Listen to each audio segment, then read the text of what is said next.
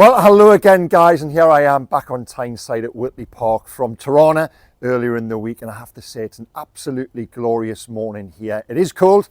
The wet bandit gloves are back out just in time for Home Alone. Yeah, we'll be rolling that out on December the 1st. That's a rule in our house, but no, it's lovely here. Now, inside, talking to Eddie Howe, there was some sunshine on the horizon with regards fitness news, a little bit of darkness elsewhere. And the only place to start is with the medical bulletin Eddie Howe has just given us. In turn, what does that then mean for team selection against Manchester City tomorrow? And we look ahead to that game, and Eddie gave some really interesting answers on Nick Woltemade as well, on the back of his brilliant form during the international break with Germany. But first of all, the fitness, and we'll start with the good stuff for you guys, and that is that Anthony Gordon and Tino Livramento are, quote, both very close. Now, my information through the international break has been that Gordon would be okay for this one. He didn't go away with England because of the hip problem. Now, while that is still a slight concern, Eddie Howe used the phrase touch and go, I think my information is that Gordon should be okay to feature in the squad tomorrow.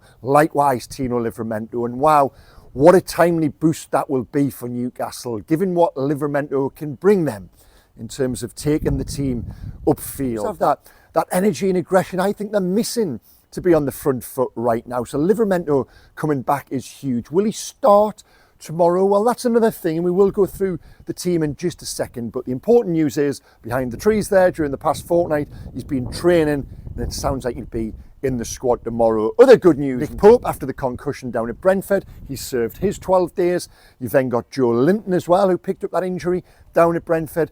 He's okay. Sandro Tonali, there was a little bit of news out of Italy during the international break that he might be a doubt, given he missed one of the fixtures. Sandro Tonali is okay. Now, I think we've gone through everyone there who is fit and available. Of course, Dan Burn is suspended, but it's at the top of the pitch where there are those concerns. And the latest news on Yoane Wissa. Now, in my confidential column yesterday, I said that Whissa wouldn't be available for Manchester City. That had been my information since before the break, and that it would be early December, at the earliest, really, before we saw this. Well, talking to Eddie Howe inside, while he hasn't given a definitive time frame, I think now we're looking at mid-December, if not even later, for Yoane Wissa. He's gone beyond working with the physios. He's now working with the sports scientists. But a really interesting turn of phrase from the manager. And maybe the wording of this we're reading too much into, but he said he's now entering that pre-season with the sports scientist, and he's very close to training with the group. Well, if that's the case, Whissa needs to train with the group for at least a period of weeks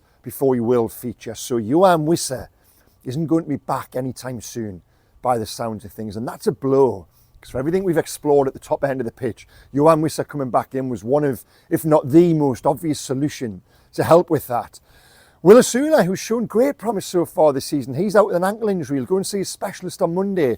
Eddie Howe said that's not a setback, it's just to get the green light to go on to the next phase in his recovery, but we shouldn't expect to see Wissa during the next three: Manchester City, Marseille, and then Everton. So Nick Woltemade is going to have to carry that load again by himself, and hasn't he done it well so far in terms of the characteristics around that? I've spoken about this so much. For him to be thrown into a new environment, a new team with a big price tag and all that expectation on him, you've got nothing but praise for Nick Woltemade. But let's not shy away from it's one goal in the last 6, and this isn't down to Woltemade alone, but everything around him hasn't been functioning, hasn't been working. And Eddie Howe was pressed on that a couple of times this morning. He gave a really interesting answer where he said the play and the ball retention around Nick Woltemade and going forward further up the field hasn't been good enough. He said that's got to be better. Down at Brentford in particular, they played too much like a transitional team.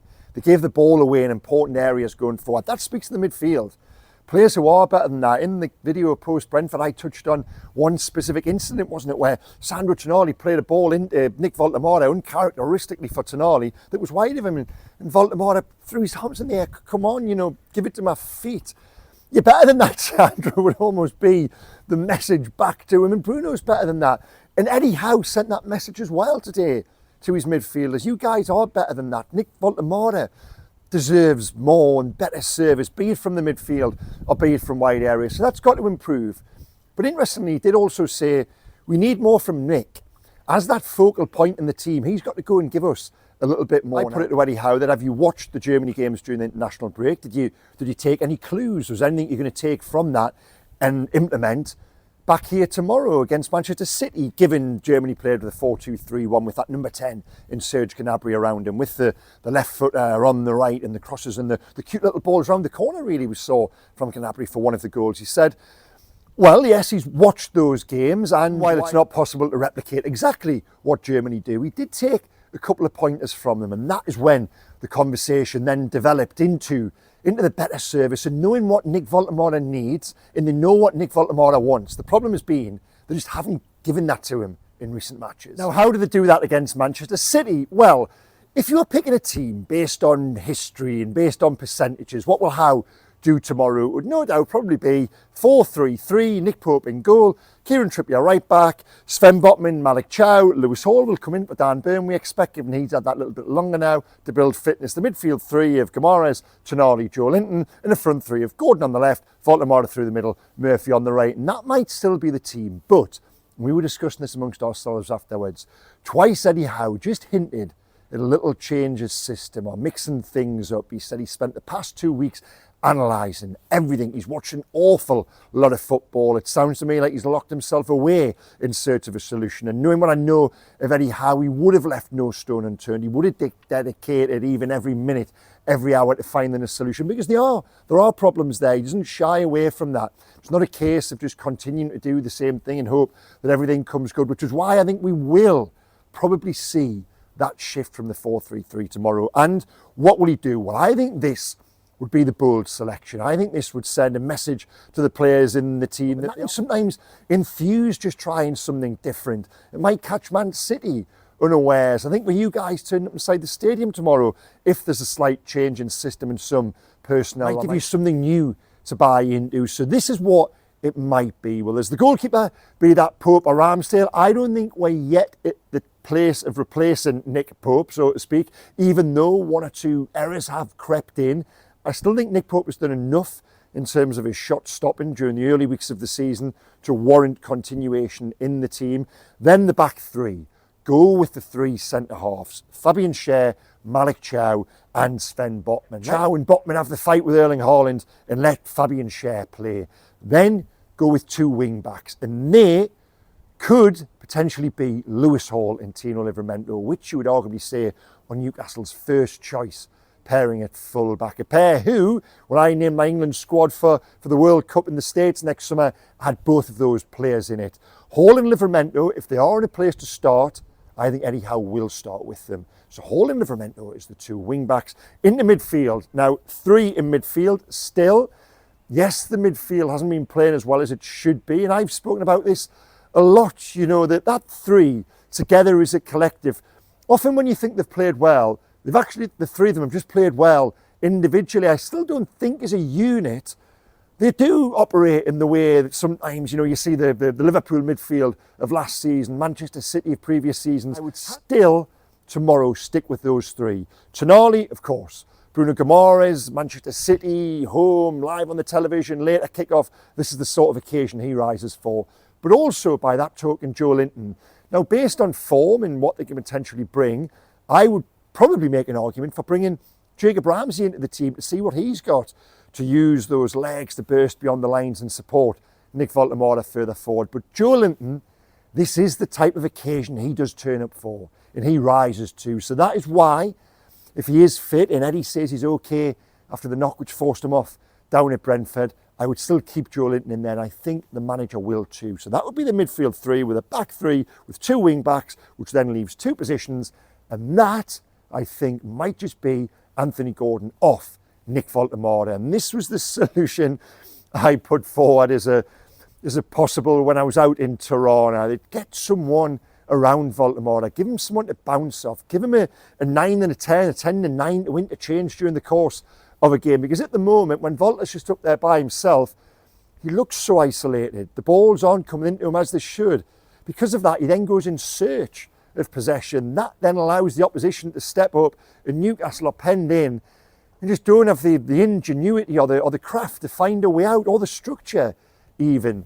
So that is what, when we were talking amongst ourselves inside there, that is the conclusion we came to, that Howe might just be bold and he might go with that 3-5-2 tomorrow. If Livramento isn't fit to start, there are two very viable options in terms of Kieran Trippier and Jacob Murphy. And someone like Murphy, I think, does have the energy to play the wing-back role, especially if you then do want the deliveries into the box for Nick Woltemade, because by removing the wingers, you've still got to find a way to provide the service. Hall and Livramento absolutely can do that, but if it's not Livramento, I also think Jacob Murphy can too. Now, I was asked a question yesterday, where is Newcastle's season at heading into this game? And my desk down in London said to you, do you want to write a big piece on it? I said, well, no, not quite yet, because nothing's moved on since Brentford. Tomorrow will be informative. Marseille, less so. They've done very well in the Champions League. Everton away will then be even more informative again. So this feels like a little bit of a crossroads week, and we'll learn a lot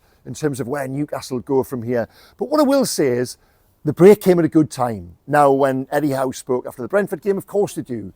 They're asked the question inevitably, and they want another game on Tuesday or Wednesday. They want that opportunity to come back. I don't necessarily think that was the case after Brentford. If Newcastle had played on the Tuesday or the Wednesday, I think they would have got beat. If they played an away game the following weekend, I think they would have probably lost. That is why, in my video ahead of Brentford, I didn't have a great deal of confidence in them going there. They just got themselves into a real funk away from home. They almost needed this break to try and draw a line under things and work on things on the training pitch. And that's what they've done. The response will be there tomorrow, and there always is a reaction. One of my colleagues asked a question today, when a team's on a bad run, there's often a reason in the dressing room, there's unrest or there's something up there. Now Eddie said, yes, he understood the question, and invariably, often there are issues like that. And he said, we don't not have our problems. There are problems there, but it doesn't extend itself to character and togetherness and issues between personnel. That's all good. They're still all very much on the same page. There's no issues in that regard. If there was, I would be reporting them as I have done in the past. So that is why I think we'll see that reaction tomorrow, the response, and we'll see it inside the first 5 or 10 minutes. 2 weeks of frustration for the players, for you guys as well, for the stadium, the nature of the opposition. The games against Manchester City up here in recent seasons have arguably been the best games of every season. Some absolutely tremendous matches going back to, the 3-3 has brought out the best in those on the pitch and those in the stands as well. And I'm expecting the same again tomorrow. Will that be enough to go in the game? Will that even be enough to go and get a result? Well, they might get beat against Manchester City tomorrow. That's possible. But I think we'll learn a lot from the response, from the manner in which Eddie Howe sets them up. Is there something there that you guys and us as observers in the press box, where we're looking at that, a change in system, change in personnel, wherever it may be, and say, actually, do you know what? No, that's the blueprint going forward. If they go out with 4-3-3 and Nick Woltemade is isolated and the midfield don't play well, they'll know, we'll come out of it and we'll criticise and we'll shine a light on that if it doesn't work again by trying exactly the same.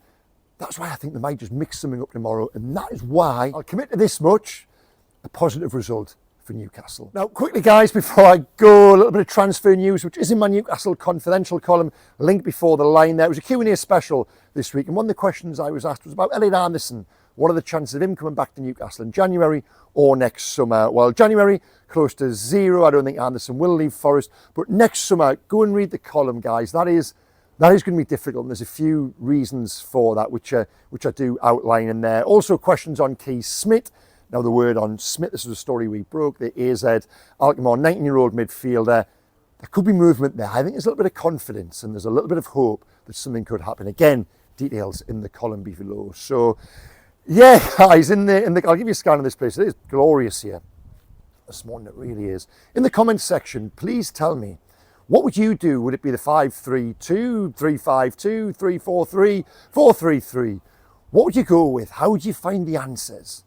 In terms of personnel, would you mix things up? Would you do away with the wingers? Would you keep them in the team? Would you go with the 3 centre-backs?